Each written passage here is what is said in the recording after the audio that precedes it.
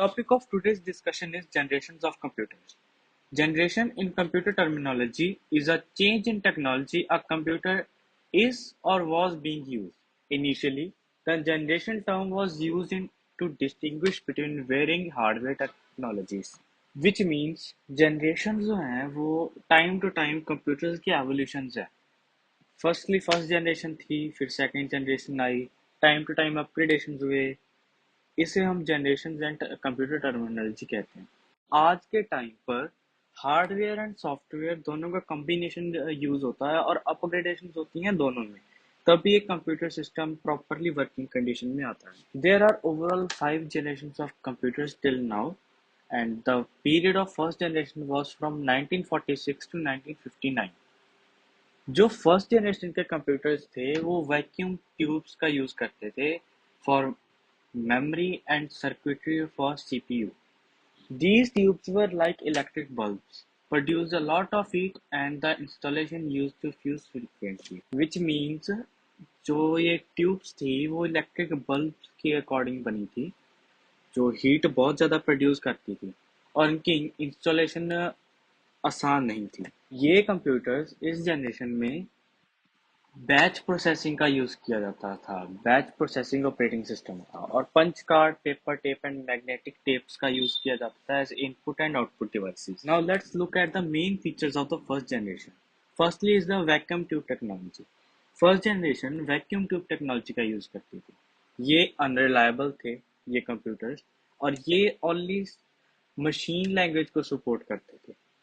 इनकी installation cost बहुत ज़्यादा थी और ये हीट बहुत ज़्यादा जनरेट करते थे, और इनपुट बहुत स्लो थी और आउटपुट डिवाइसेस भी बहुत स्लो थे. इनका साइज बहुत ज़्यादा होता था और इन्हें इवन एसी की ज़रूरत पड़ती थी प्रोसेसिंग के लिए. Because of their huge size ये पोर्टेबल नहीं थे और ये इलेक्ट्रिसिटी भी बहुत ज़्यादा कंज्यूम करते थे. Next are the names of some of the computers of that generation. Now let's move on to the second generation of computers. Second generation computers 1959 से 1965 तक थे और इस जनरेशन में ट्रांजिस्टर्स का यूज किया जाता था. ये बहुत चीप थे, पावर बहुत कम कंज्यूम करते थे, इनका साइज छोटा था और रिलायबल थे और फास्टर थे देन फर्स्ट जनरेशन. मेमोरी के लिए मैग्नेटिक कोर्स का यूज किया जाता था and magnetic tape and magnetic disk use किए जाते थे as secondary devices. Second generation में assembly language and high level programming language का यूज किया जाता था. For example Fortran and COBOL. These computers use batch processing system and multi-programming operating system. Some of the main features of second generations are that firstly they use transistors. Secondly, first generation के हिसाब से reliable थे, इनका size बहुत कम था, ये heat कम generate करते थे then first generation computers.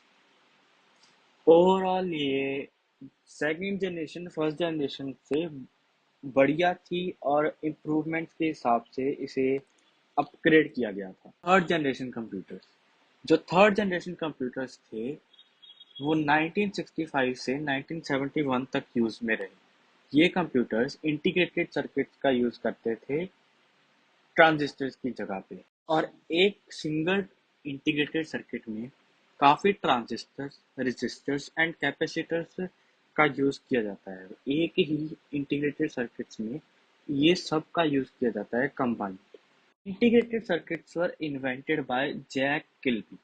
This development made computers smaller in size, reliable, and efficient.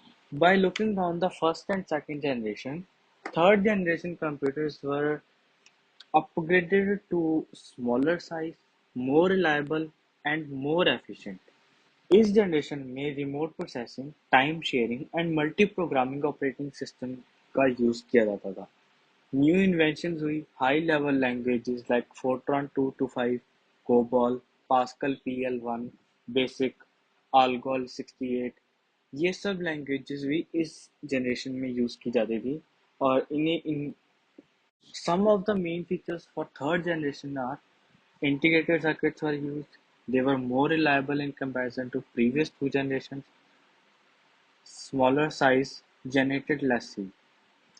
Throughout the generations upgradations, हर एक फैक्टर जो एक कंप्यूटर में कम था वो नेक्स्ट कंप्यूटर में हटाने की कोशिश की जाती थी।